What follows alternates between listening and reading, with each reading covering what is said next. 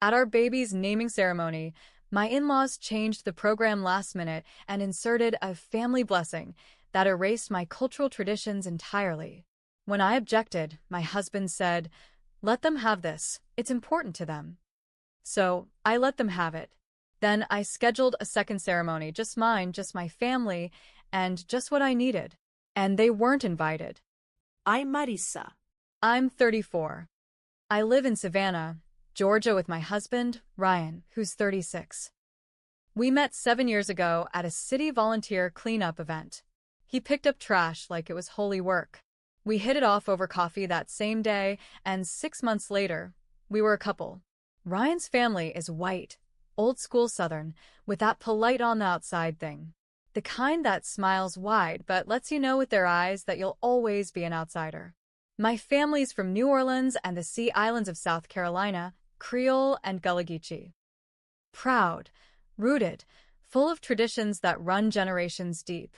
When we got married, I already knew his mother, Beverly, was a handful. She wasn't mean, just dismissive. Like when I talked about my background, she'd nod vaguely and say things like, "That's interesting," then change the subject. She wore white, technically cream, to our wedding and told me afterwards she couldn't find anything else that looked good on her. Ryan asked me to let it go. So I did. I let a lot go. Fast forward 5 years. I had our baby boy in October, Caleb Elijah. I remember holding him for the first time and thinking, this child is the best thing I've ever done. He looked like both of us, my eyes, Ryan's chin, my nose, his hands. I was exhausted but glowing. A couple weeks after, we started planning the naming ceremony. In my family, this is more than a party. It's a spiritual event, almost like a second birth. You call the ancestors. You speak the baby's name into power. There's prayer, food, songs, and a deep reverence for where the child came from. We booked a hall near my parents' church. My uncle, who speaks Gullah, was going to lead the main prayer. My grandma was going to sing a spiritual passed down through 4 generations. My cousin made white linen clothes for Caleb, embroidered by hand. We kept Ryan's family included. His dad was given a short reading, and his mom was going to light a candle. We didn't cut them out. We balanced the 2 cultures carefully. I thought that was fair. But 2 days before the ceremony, Beverly called. I was holding Caleb, who was colicky and wouldn't sleep, and I was dead on my feet. She said she had some suggestions for the ceremony. I told her to talk to Ryan. I was too tired to go back and forth. That was the mistake. The day of the ceremony, I showed up and something felt off. The first thing I saw was the printed program. It wasn't the one I made. Gone was the Gullah prayer. Gone was the ancestral dedication. In its place, a section called Family Blessing, 20 minutes long, led by Ryan's Uncle Mitch. I froze. I grabbed a copy, scanned the whole thing. My stomach turned. I pulled Ryan aside. "What is this?" He glanced around like I was overreacting. They just made a few changes. They felt like they were barely part of it. A few? You erased my family's role. You let them erase it. They just wanted to feel included. Mitch said he had something powerful to share. Let them have this. It's important to them. I looked at him. He didn't get it. He never really got it. The ceremony started. I stood there with Caleb in my arms while Mitch spoke. For 20 straight minutes, he talked about one true God, Christian unity, tradition through a single faith. He never said the word black, but the silence around it was loud. My grandma sat stone-faced. My mom wiped her eyes. I stood still, my jaw clenched. Afterward, people took pictures. I smiled like a robot. I held my baby close and made small talk. But inside, I was done. Later that night, I sat on the edge of the bed and stared at Ryan. You let your family hijack our son's naming. They didn't hijack it. They contributed. No, I said. They took it. You let them take it. He had nothing to say to that. Just looked away. I didn't sleep much that night. Or the next. 3 days later, I called my mom. I told her the truth. The real version. She didn't yell. She just said, "So, what are we going to do?" I said, We're going to do it right. We planned a second ceremony. Quietly. Carefully. At our family church, the one my great-grandfather helped build in the 1920s. I told Ryan 3 weeks out. We're doing it again. Just my family. He looked confused. Why? Because my family didn't get their ceremony. Because my son deserves to be named in his full identity. And because what happened wasn't okay. He got defensive. So you're excluding mine now? No, I said. I'm balancing the scale. You all got your moment. Now it's ours. He was mad for days. Kept saying I was overreacting. Said I was being divisive. I told him, your mother changed the damn program without asking me. That's divisive. He didn't have a good answer. 3 weeks later, we had the ceremony. It was everything I wanted. My uncle spoke in Gullah, clear and strong. My grandma sang the song I grew up hearing. We lit a candle for the ancestors. Everyone placed their hands on Caleb as we spoke blessings in English and Gullah. His name echoed through that old church like thunder. He wore the linen outfit. I wore white, too, simple but real. No show. Just love. Just truth. Ryan came to his credit. He sat in the back. Didn't smile, didn't frown. Just watched. His family wasn't invited. They found out after. Beverly called me crying. Left a voicemail saying she felt erased. She used my word. I didn't call her back. She showed up at our house 2 days later, trying to act hurt. I didn't let her in. Ryan tried to play peacemaker. Said I was being harsh. I said, she still hasn't apologized. Not to me. Not to my family. She doesn't think she did anything wrong. He didn't push after that. That was 3 months ago. Still no apology. Still no accountability. But Caleb? He has both names. Both stories. Both roots. He'll grow up knowing what they tried to erase. And I'll make damn sure he never forgets. A month after the second ceremony, things were quiet. Too quiet. Ryan didn't say much about it anymore. He went back to work, started coming home late a little more often. Not suspicious late, just distant. Like he didn't want to talk, because he didn't want to fight. We weren't fighting all the time, but we weren't connecting either. I felt like I was married to someone who watched something hurt me and chose silence.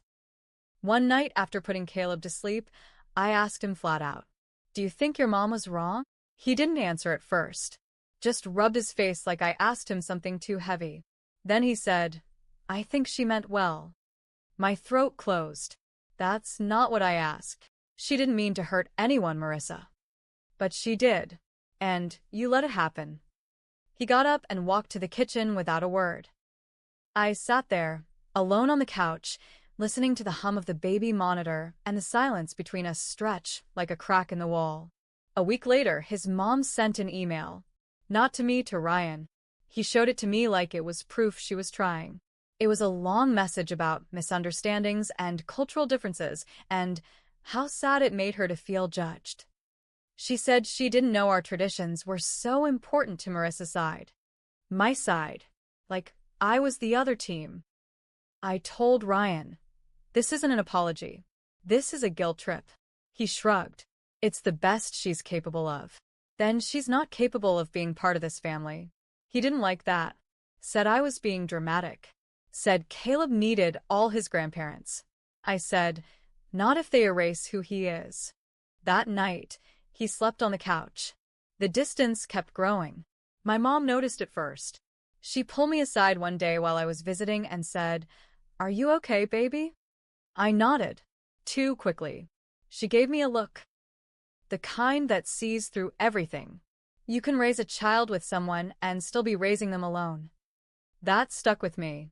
The real twist came a few weeks later. I was at work when my cousin texted me a photo. It was from Facebook. Beverly had posted it. A picture of Caleb from the first naming ceremony. Captioned, "The day our family welcomed Caleb in the Christian way, just like we always dreamed." My stomach dropped. No mention of the second ceremony. No mention of my family. Just the Christian way, our family, and what we always dreamed. I stared at it for 5 minutes straight. Then I showed Ryan that night. His face tightened. He tried to say, she didn't mean it like, no, I snapped. Stop saying that. She meant it exactly like that. I picked up my phone and commented on the post. This was the ceremony where my family's cultural blessings were removed without permission. Caleb was later named again in a ceremony that honored both his roots. Please don't erase our son's heritage for likes. It blew up. Her friends started commenting. Some defended her. Some asked questions. A few messaged me privately saying they had no idea there was another ceremony. Ryan's phone didn't stop buzzing for 2 days. His mother? She deleted the post. And then she showed up again. This time with Ryan's dad. Knocked on our door during dinner. Ryan opened it, looked back at me like, what do I do? I stood up and walked to the door. You need something? I asked. Beverly said, we need to talk. No, I said. You need to listen. She tried to interrupt. I cut her off. You hijacked our son's ceremony. You pushed aside my family's traditions. You posted about it like you did something holy, while completely ignoring the ceremony where he was actually named with love and with truth. I didn't mean, I don't care what you meant. I care what you did, and what you refused to own. She looked at Ryan. Are you going to let her talk to me like this? He looked at her, then looked at me. He didn't say a word. I closed the door. Behind it, Caleb started to cry. I picked him up, held him to my chest, and whispered, you are whole, no matter who tries to slice you in half. Ryan sat back down at the table, quiet, staring at his plate. We were both thinking the same thing. This wasn't over. A few days after I shut the door on Beverly and her husband, Ryan stopped wearing his wedding ring. It was subtle at first. He said he forgot it after a workout, then that he took it off while washing dishes. Then he misplaced it. But I knew what it meant.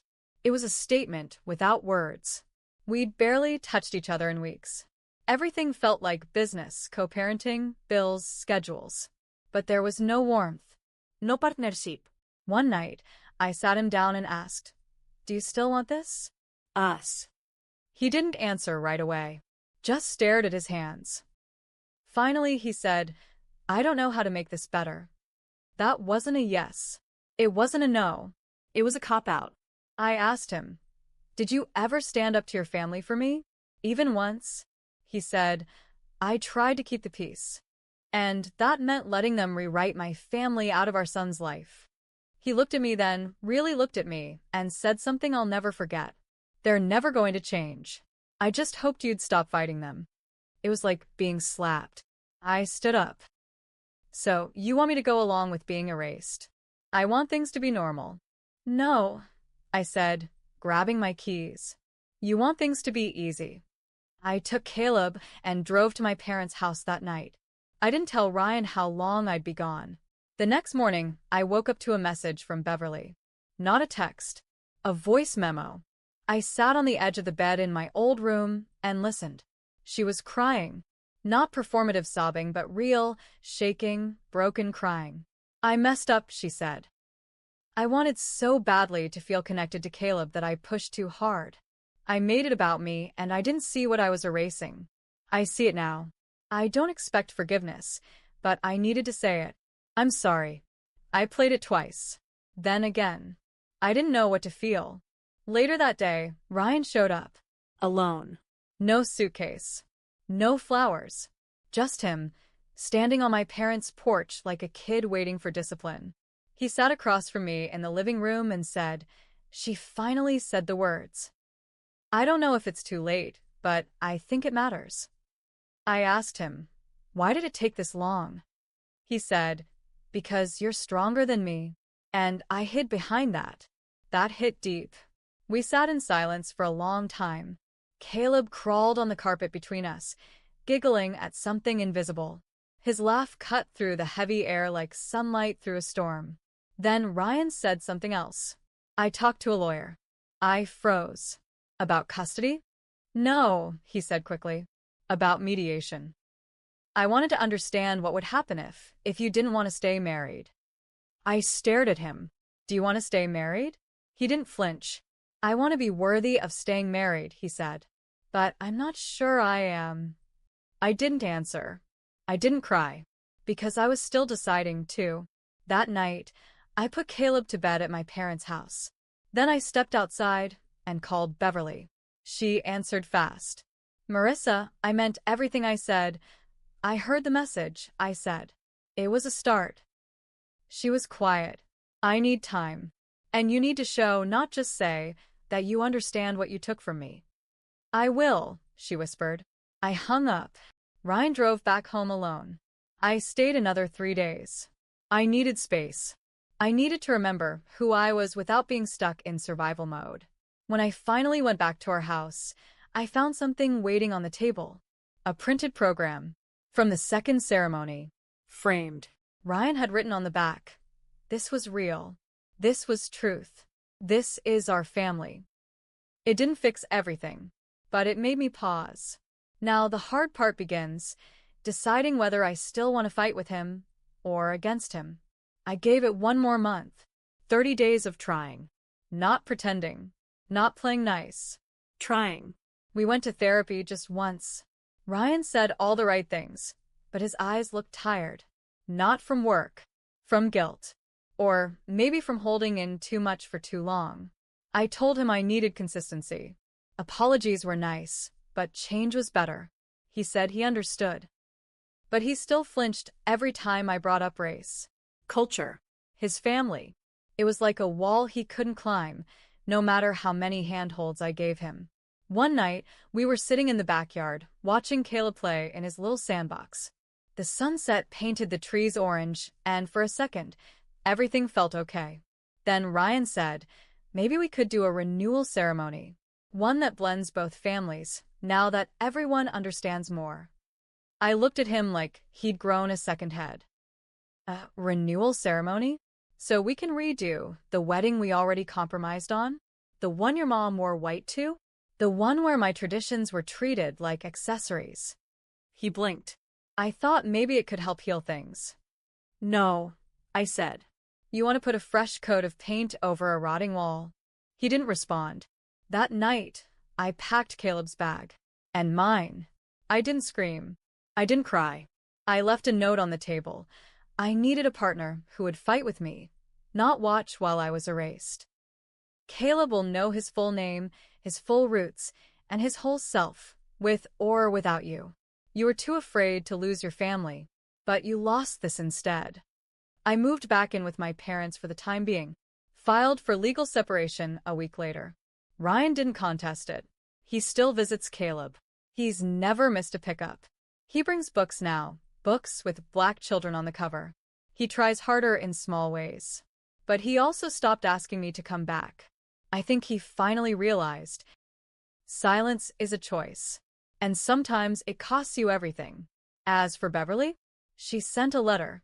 Handwritten. 8 pages. She confessed everything. The manipulation. The need for control. The fear that her grandson would grow up different. She said, I couldn't accept that he wouldn't be just like us. I tried to erase what made him whole. I don't deserve your forgiveness, but I will spend the rest of my life trying to earn it. I haven't written her back. Because some things are earned slowly. But I kept the letter. Caleb's going to read it one day. He'll know what was taken. He'll know what was reclaimed. He'll know his mom didn't let anyone write over his story. And me? I thought I was taking revenge. But really, I was making space for truth, for heritage, and for a life where my son will never have to shrink himself for anyone. Not even family.